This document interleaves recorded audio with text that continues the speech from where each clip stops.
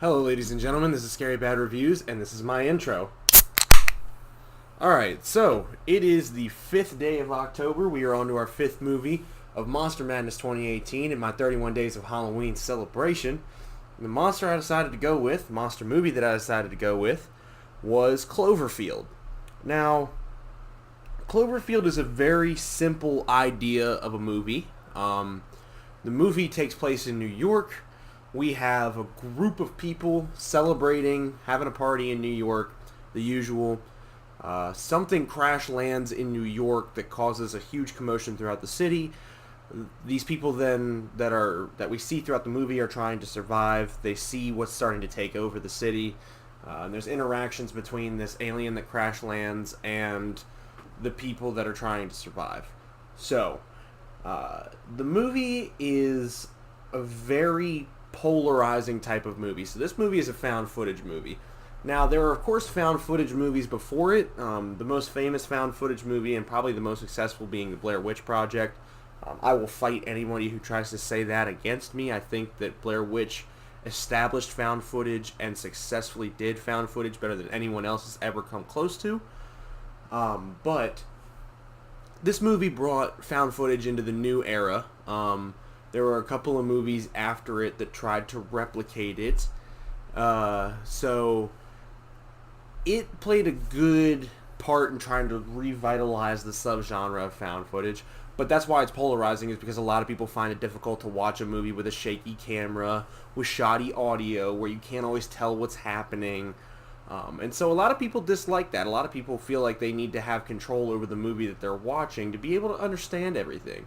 And I get that. I like to understand everything about a movie that I watch as well, but I also think there's a certain element and a certain fear of the unknown and a certain fear of, well, what is exactly going on. Getting past that aspect of it, it is a found footage movie. There's a group of about four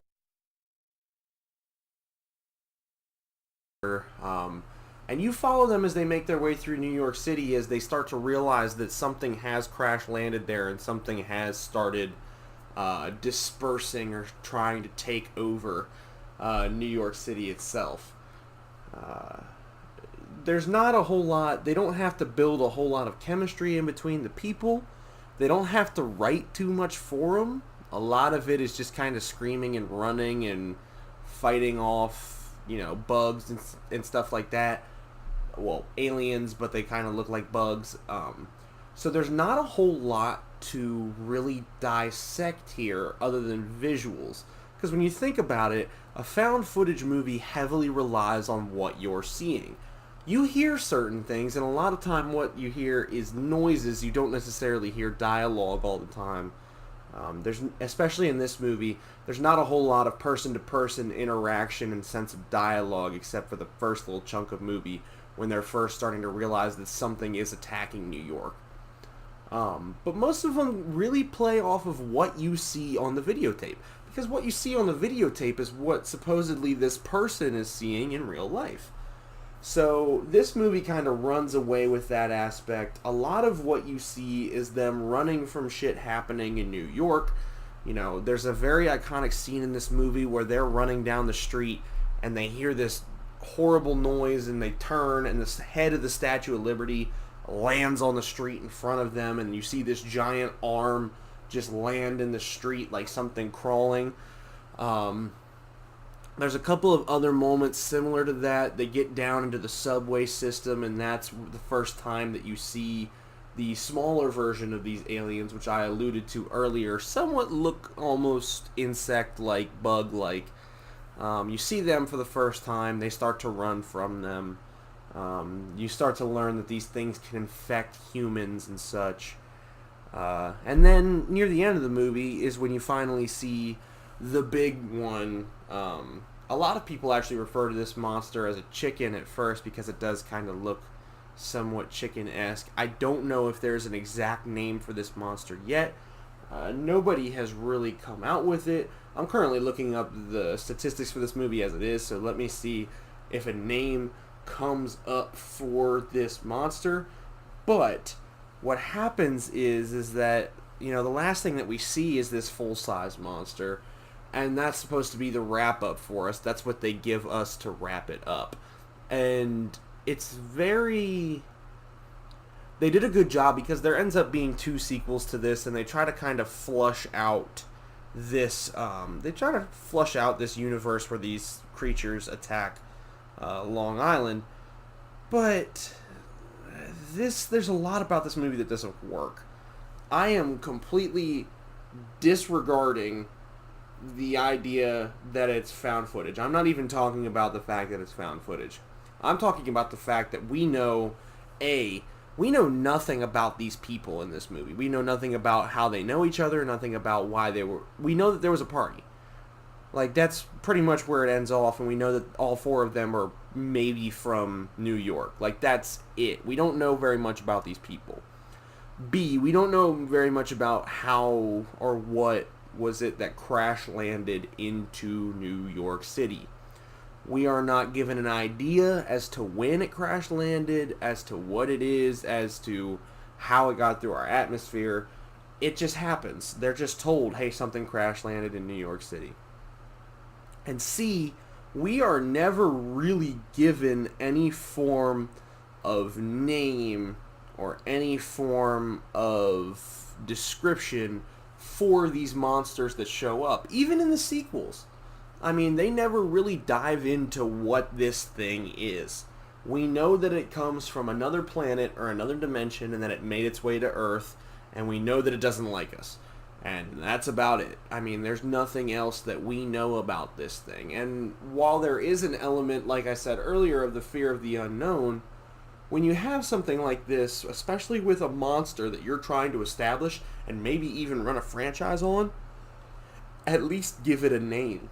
Because when you give it a name, that's when people stick it in their memory. That's when people know what you're talking about. That's when people can identify your franchise and start to, associate with it.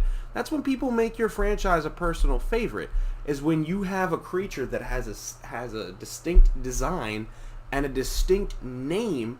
They can remember that it's yours and that they can come back to these movies to see this specific creature. Upon looking at stuff, a lot of people just called this monster simply the Cloverfield monster. Some people called it Clover. That's specifically the production staff for the movie Cloverfield, as well as 10 Cloverfield Lane and the Cloverfield Paradox. There's no distinct name for this monster.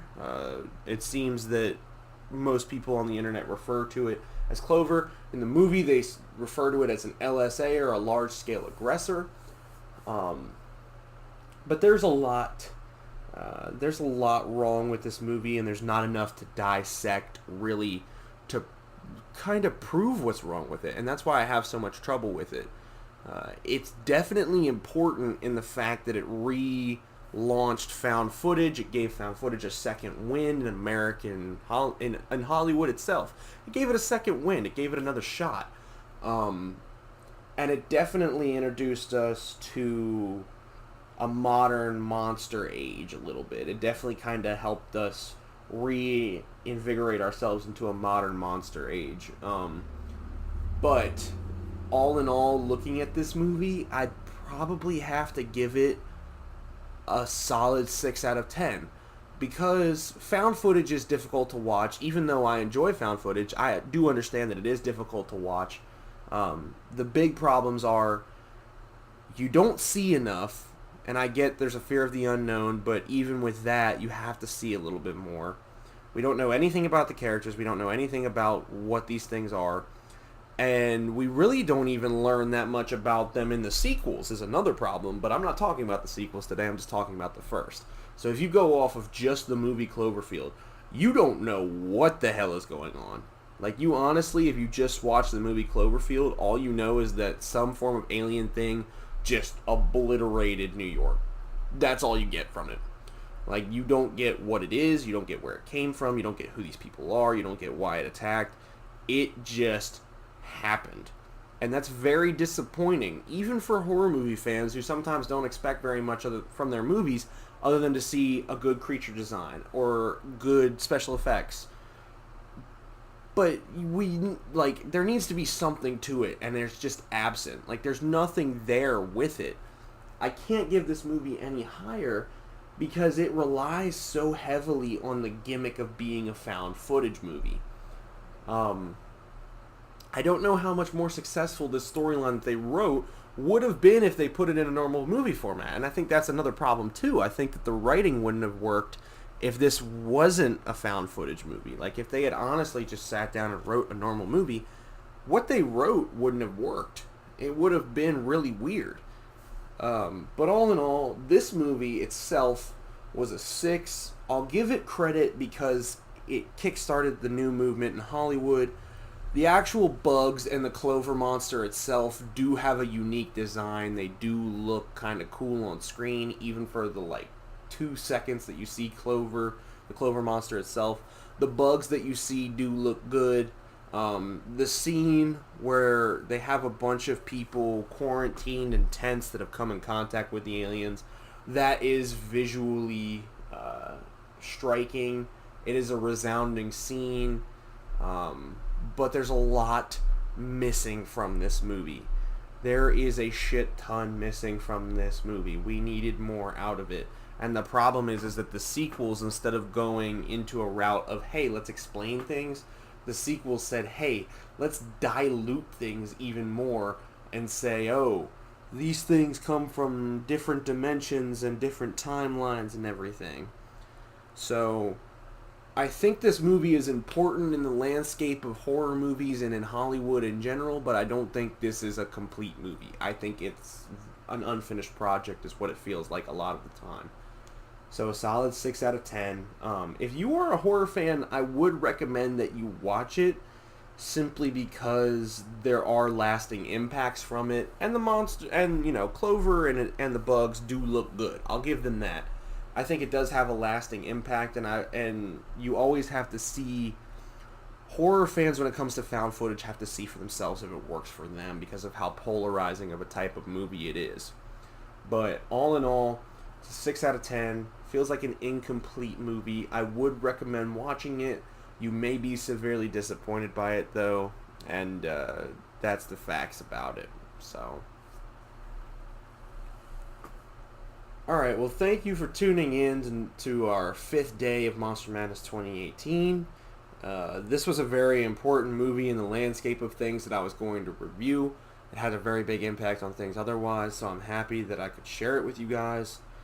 Tomorrow, my current plan is to review a classic 50s gimmick movie called The Tingler, and there's very likely going to be a special guest on the review with me, so stay tuned for tomorrow. We're going to go over The Tingler. I'm going to have someone on with me to review it, and it's going to be a lot of fun. Make sure you like and subscribe, and stay tuned as there's going to be a new review every single day of October. Thanks for watching, guys.